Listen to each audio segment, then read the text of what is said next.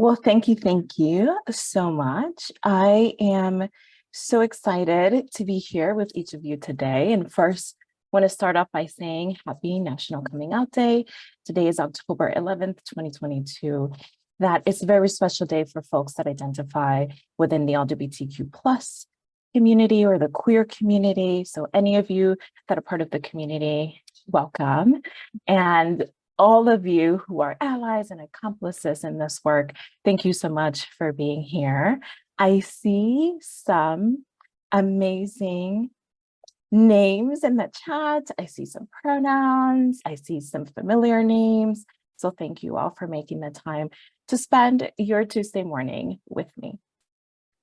So a little bit about what we're going to do today. We're going to talk about being on the outskirts of gender and how we can practice inclusion through language and how we can truly center language justice in the work that we do as clinicians. So again, my name is Ana Guadalupe Reyes, they, them, their pronouns, ella or le en español.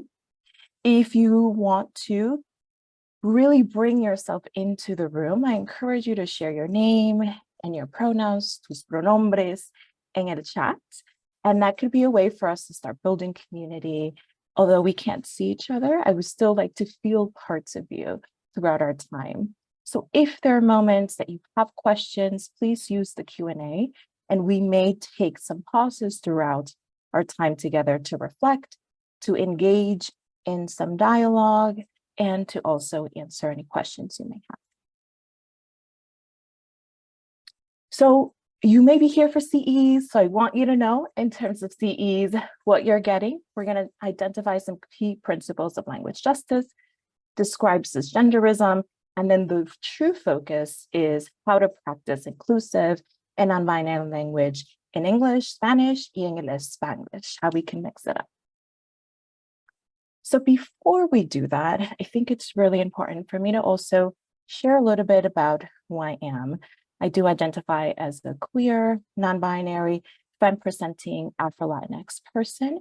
I am a counselor educator and a counselor. I predominantly work with folks that identify as trans, non-binary people of color in ways that are liberatory and anti-oppressive. So I will be infusing some of that into our time together.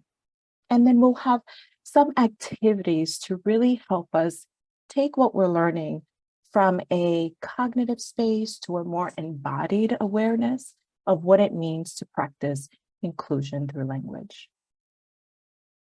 So I invite you to just take a moment, you're probably just arriving, to ground yourself in whatever ways you like. If it's accessible to you, making sure your feet are firmly planted on the ground, that you feel supported where you're sitting, or if you're standing, that you feel supported by the ground underneath you.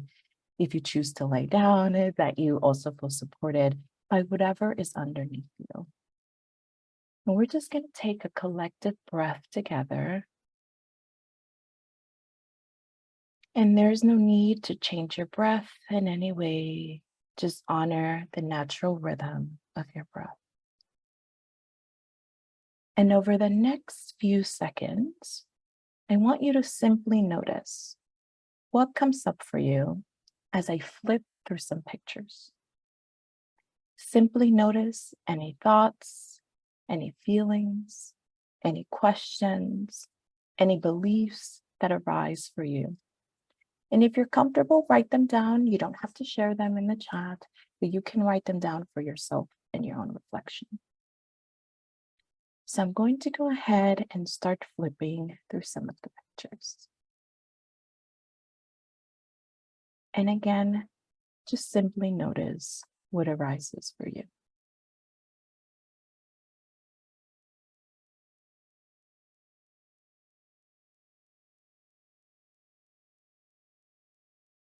Allowing yourself to be aware of whatever comes up with no judgment, with acceptance and love.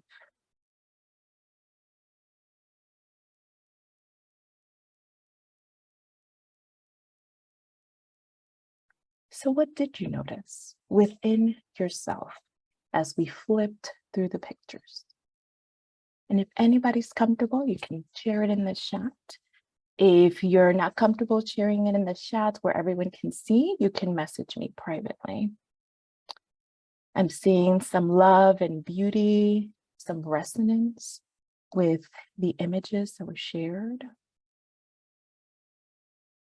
For me, it was some celebration of different ways of expression, some beauty, empowerment.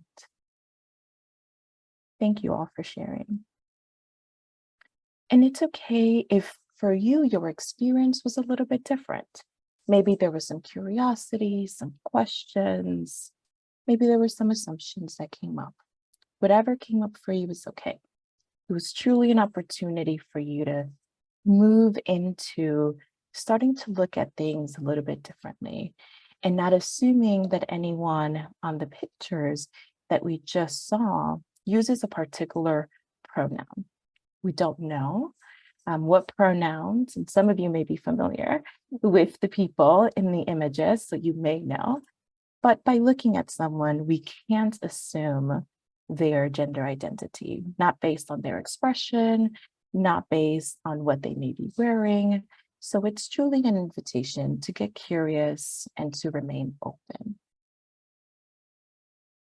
So because we may have people at all different levels of awareness, I do want to start with some terminology. We're not going to focus a lot of our time here, but I do want to give us a foundational place to start.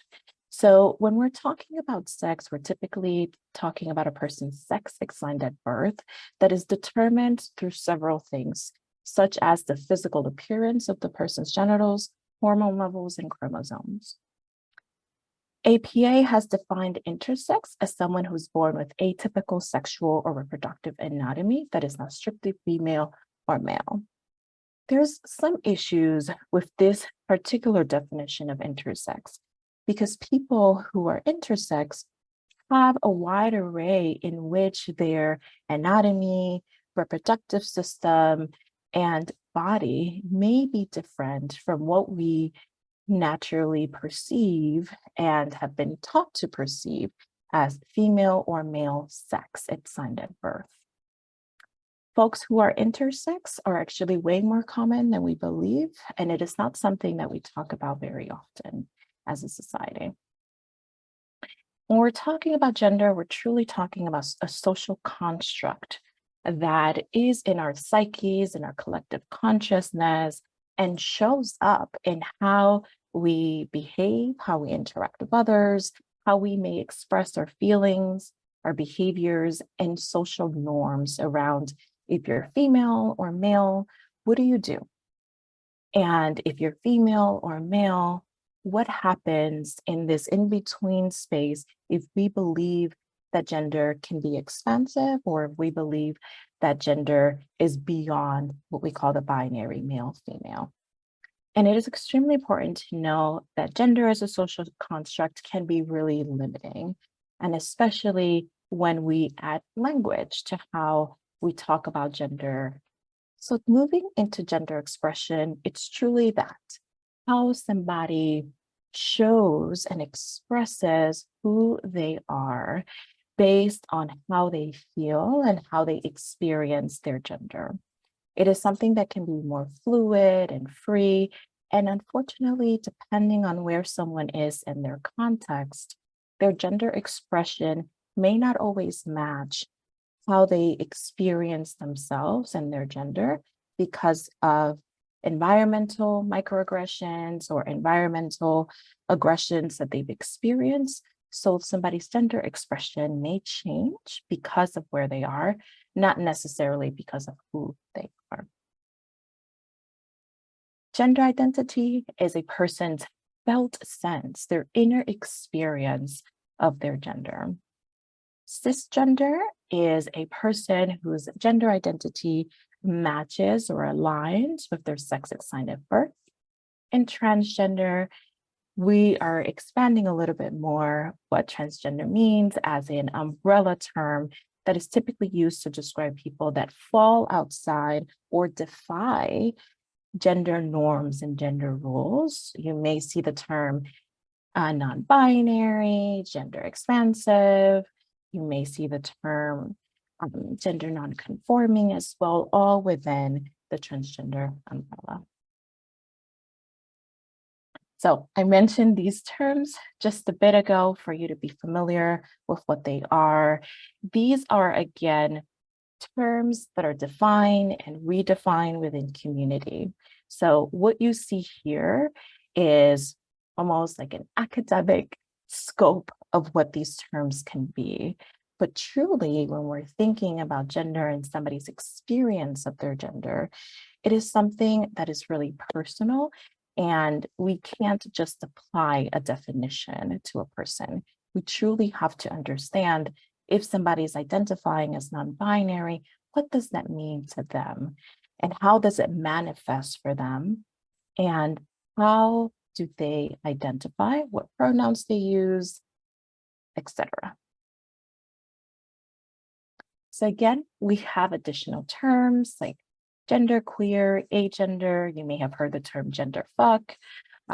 There's lots of different ways that people may identify and may label their experience. And what I really want to highlight here is, again, that we don't label somebody's experience. We explore their experience. We try to understand and support them through their exploration process, and they may arrive at a label that you see here.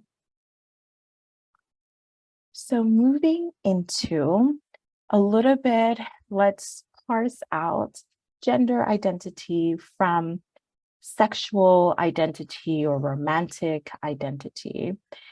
El unicornio de género, or the gender unicorn, which you see it here in English, is one of the many ways that we can think about separating someone's sex at sign of birth from who they're physically, sexually, or emotionally attracted to, from their gender identity and their gender expression. This is something that I sometimes use with parents or clients to help them understand a little bit more.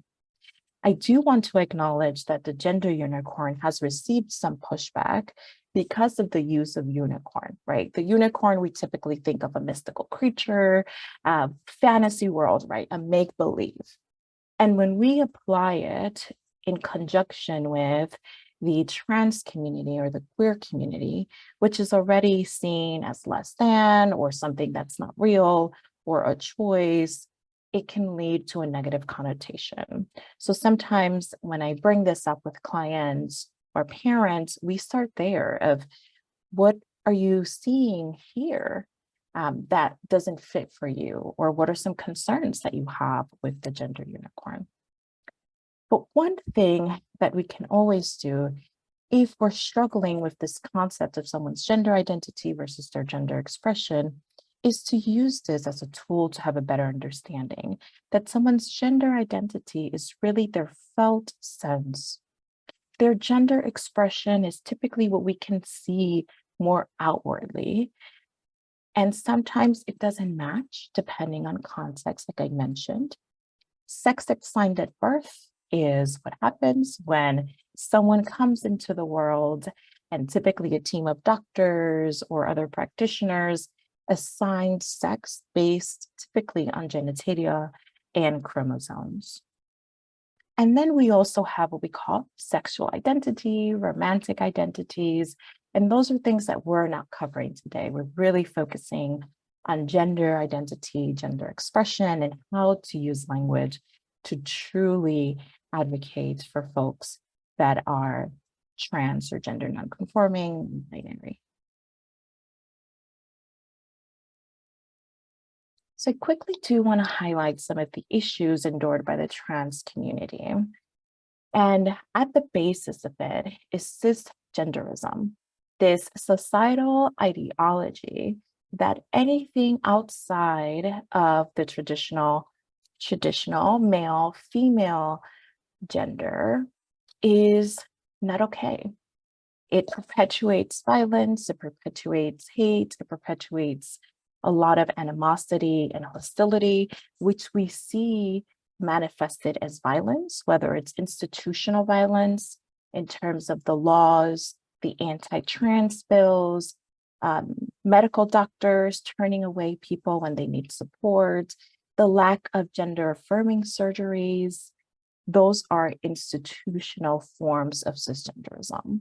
And then when we think about interpersonal, we think about hate crimes. We typically think about bullying that happens in school.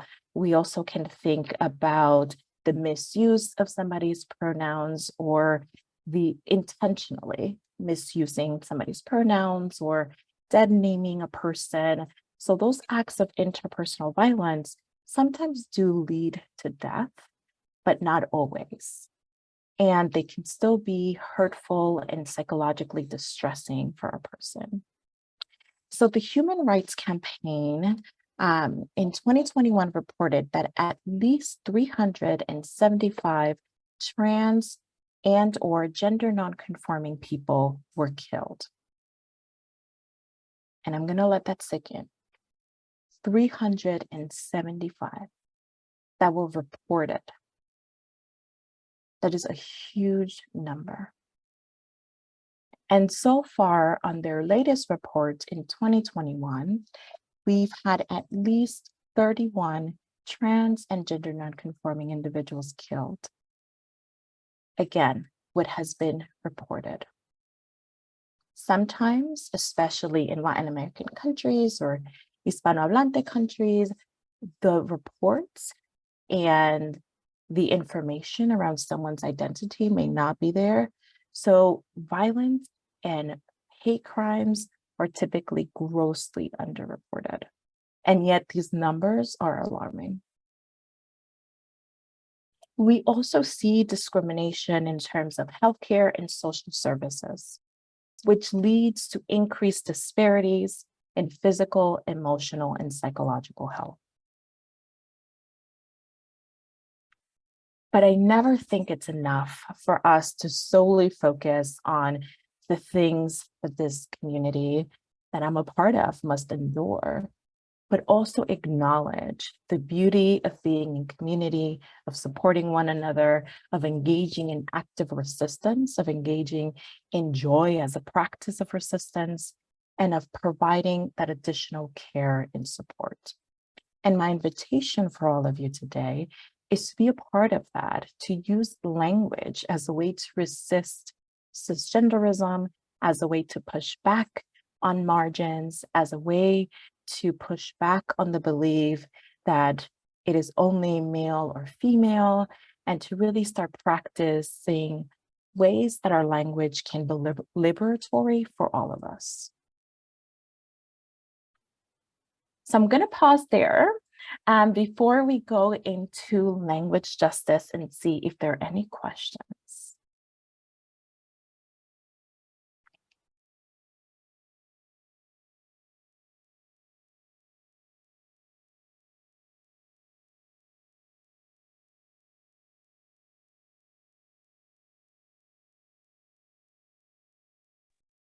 Hi, Gina. I think your hand is raised. Feel free to unmute yourself and ask your question. Yes, thank you so much. I was just wondering, what do you meant by resist cisgenderism? Can you expand on that, please? Absolutely.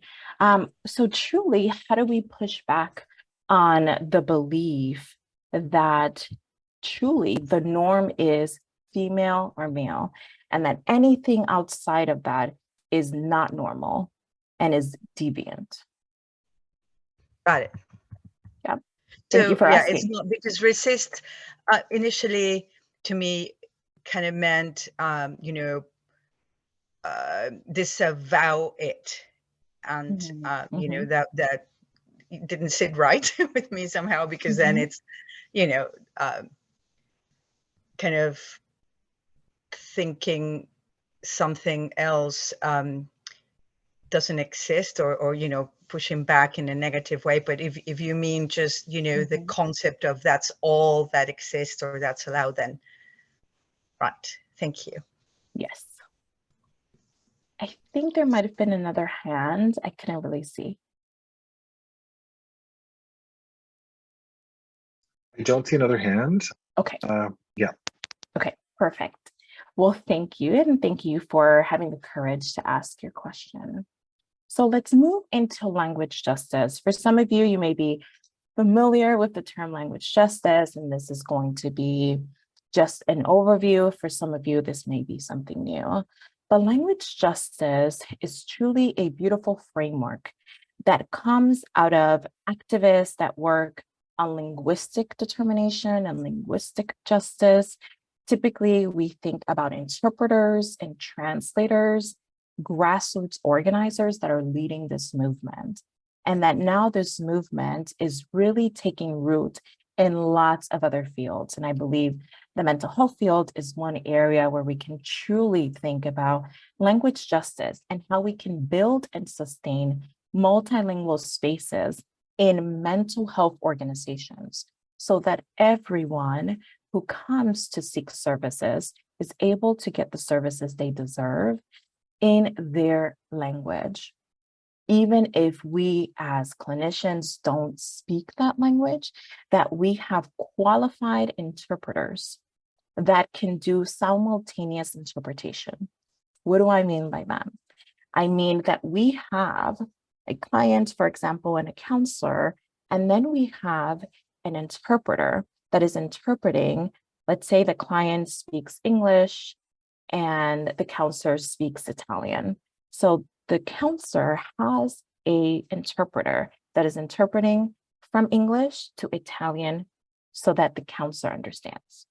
And then there's an interpreter that is also translating for the client from Italian to English so that the client can understand, and that this is happening simultaneously so that there's not gaps in the communication, and so that one interpreter isn't exhausted after the session because they are doing interpretation multiple times. That is a best practice. That is not what always happens, and that is very expensive. So sometimes we get creative around how we do this and what it looks like. One of the things that's beautiful in multilingual spaces that really center language justice is that we go beyond voice and beyond what a person is saying that we can hear or that we can see if they're signing. And we're also tuning into and resonating with that deeper layer of communication. As counselors, we're familiar with that, right? Those nonverbal cues, somebody's energy levels, and that we are attending not only to their voice or to their sign, but also to the space between, to what's happening and what's felt as that individual is communicating. And I've been part of spaces where we have simultaneous interpretation happening. And sometimes, even in those spaces, if we're not as aware of people's nonverbals, we may still misinterpret what is happening. So language justice, it's truly about looking at how we can ensure that anyone in a space, in addition to any languages that are shared or not shared in a space, can be honored, valued, and expressed. When I think about, for example, academia, a lot of the work that we do is in English if we're in the United States, right? It's different in other places in the world. But if we're taking the United States and academia here, we value English over any other language. And that over time wears at people who may speak multiple languages and may be able to express themselves differently if they were able to use another language. So some of the things that I do both in session and as a counselor educator is that my students can speak in multiple languages, even if I don't understand the language, and we can still share in hearing one another, in seeing one another, and in experiencing one another. Language justice is also about recognizing social and political dimensions of language. That language is not something that is apolitical. It actually means something when I have the choice of using they, them, their pronouns or ella en español, that says something versus my language not being recognized, or versus en español ella not being recognized. What does it mean for us to erase people with the use of language or the misuse of language? And how can we weaponize language? So that's all part of language justice. It's this deep interrogation of how we use language to be inclusive and welcoming and to push boundaries. And then how is language used to be oppressive?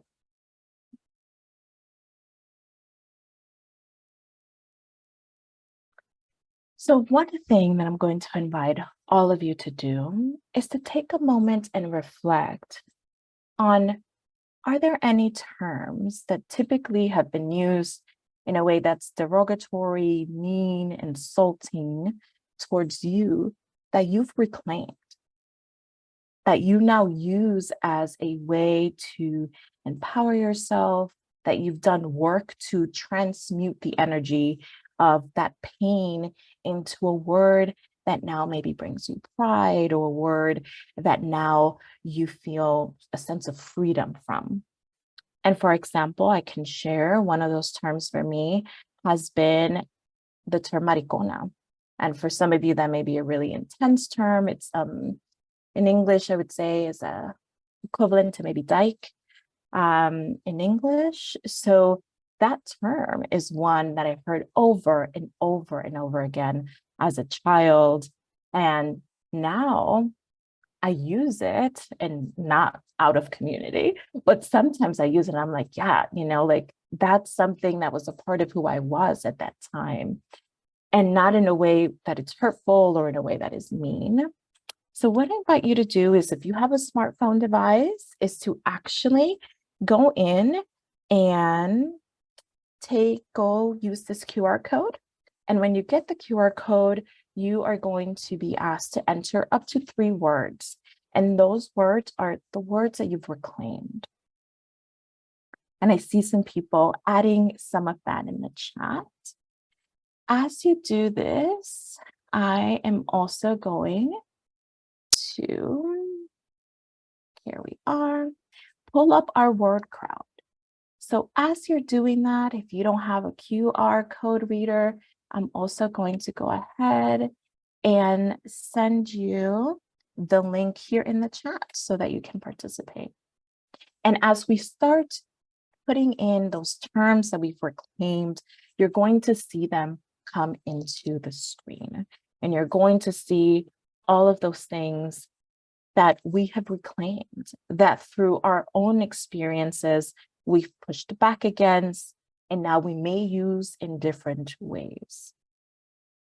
So I'm seeing queer, fag, morenita, weird, immigrant,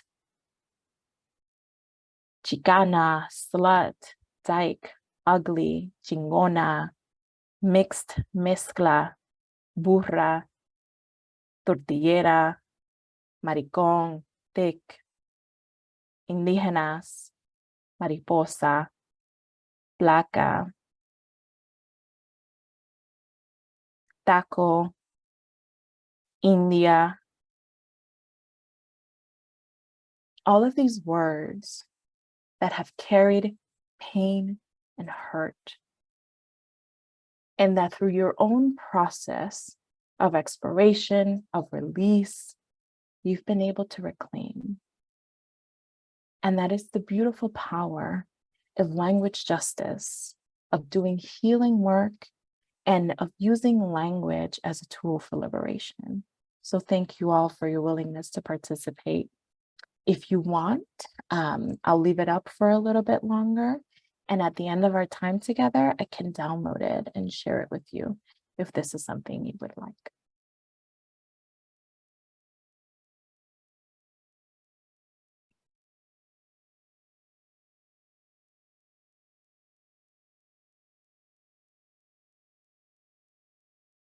So, la Real Academia Española included el pronombre ella into el observatorio de palabras. So it's really an observatory of words that they say these are words that are being used more and more in our society. We don't recognize them, but they're there. They did that in October of 2020. And then in November of 2020, they removed it. And they took a stance. And if you read Spanish, feel free to read this. And they took a stance that because el pronombre ella had a lot of confusion and people were unsure of what it meant, that it was no longer worthy of being part of el observatorio de palabras. And that is a huge moment for the queer community that is doing a lot of work around, in Espanol, around the inclusion of ella, le, or yex, so that people who are non-binary, gender non-conforming, trans, have a way to really share who they are. La Real Academia Española is one of the many organizations that exercises control and power over the Spanish language. And if they are outright saying, we don't support the use of ella, that also impacts other people in our society, in our culture, who are Hispanohablantes, who are Spanish speaking, and then may have the same rhetoric of, La Real Academia Española doesn't acknowledge it. We don't acknowledge it because it's not true Spanish.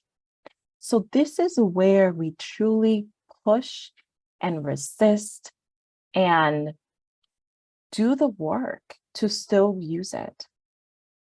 That it is not okay for La Real Academia Española to censor and to erase folks that are trans, non-binary, gender non-conforming, gender expansive, because they do not see the value of AJ, because they see it as a grammatical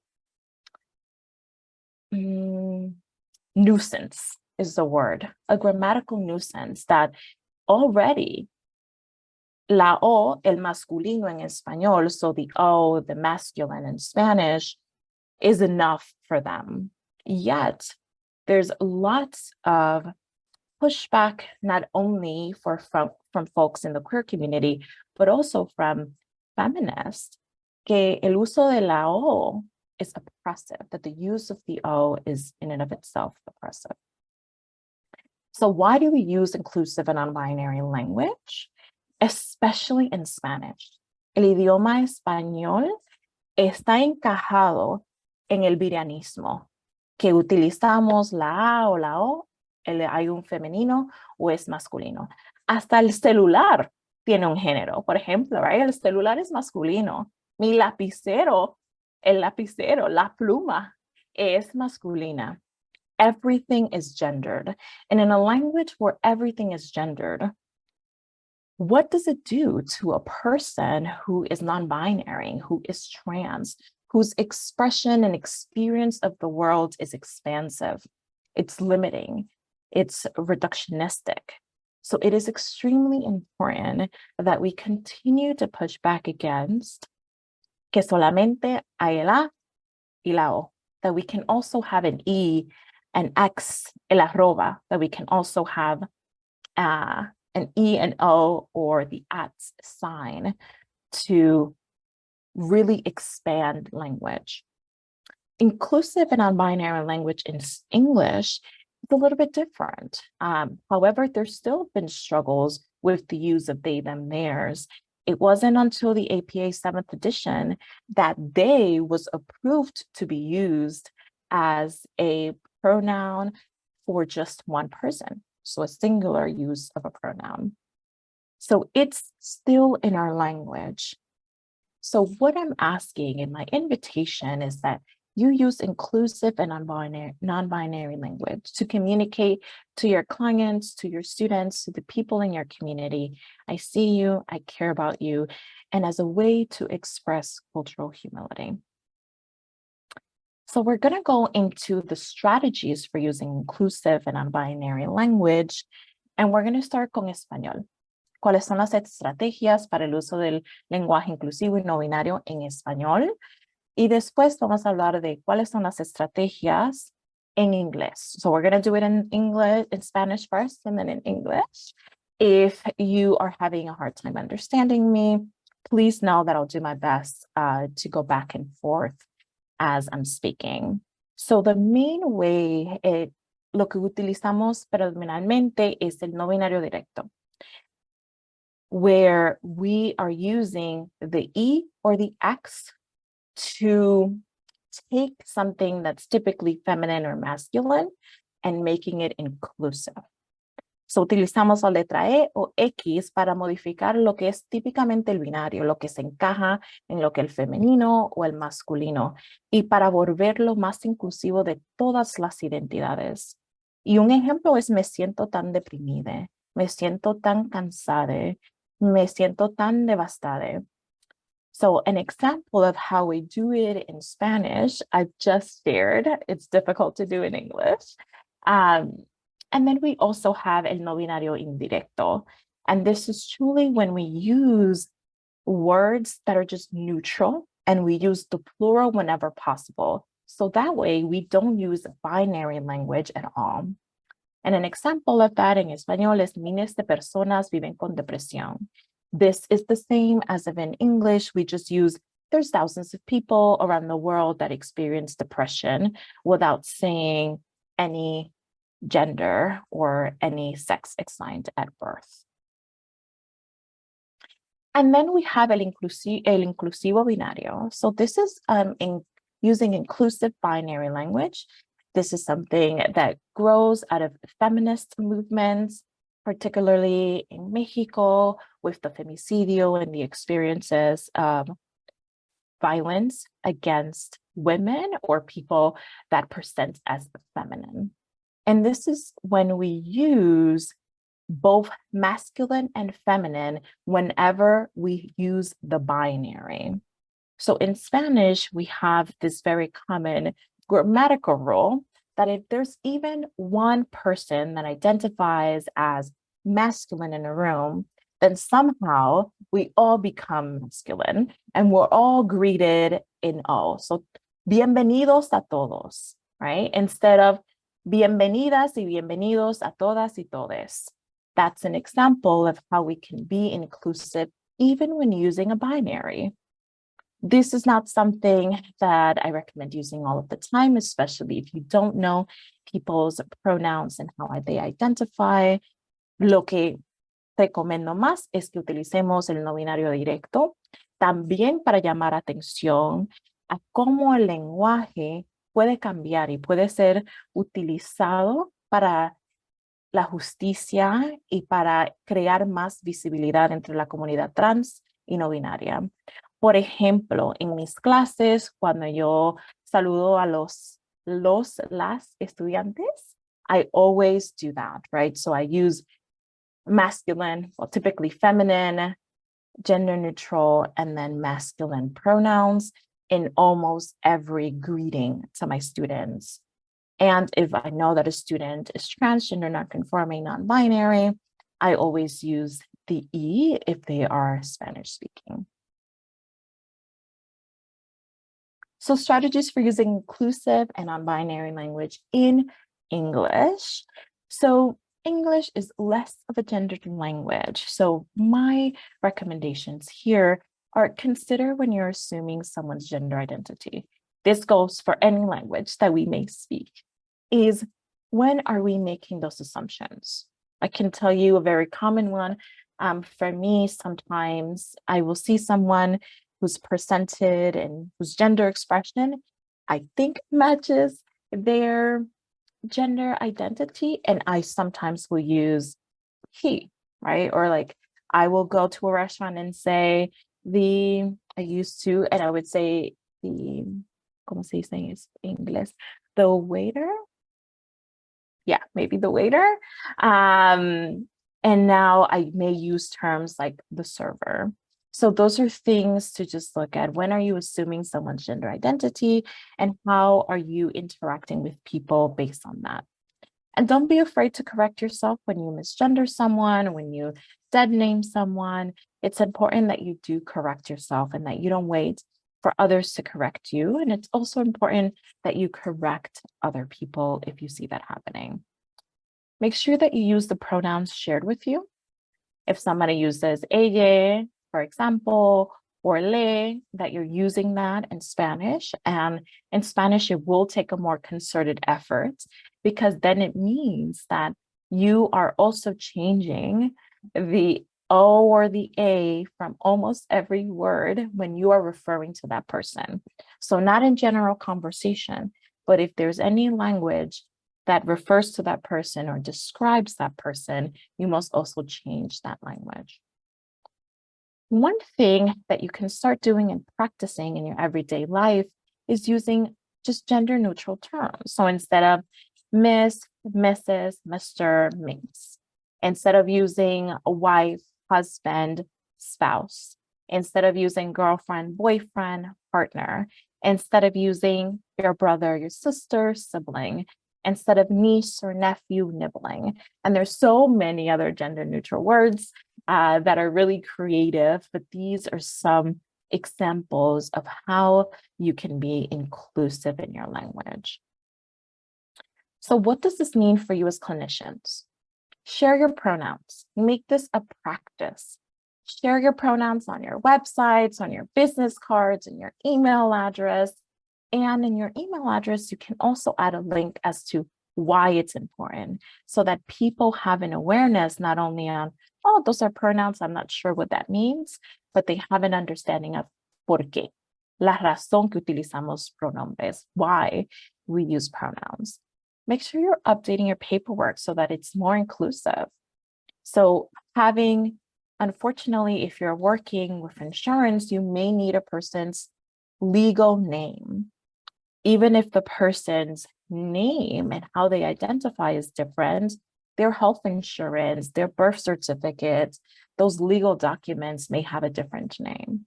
So sometimes in my paperwork, I always have name and then at the bottom, legal name, or sometimes I call it name as it appears on your ID.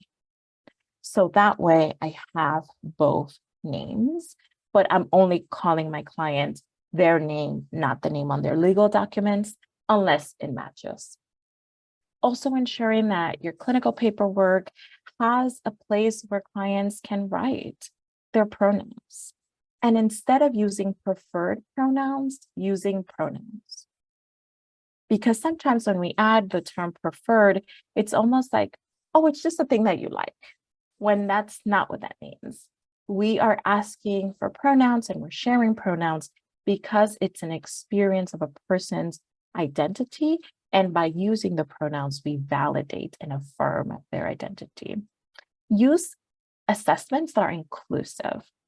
There is nothing more terrible than a client taking, for example, an adult self-report that talks about male, female, and that just talks about relationships as if they're heteronormative relationships.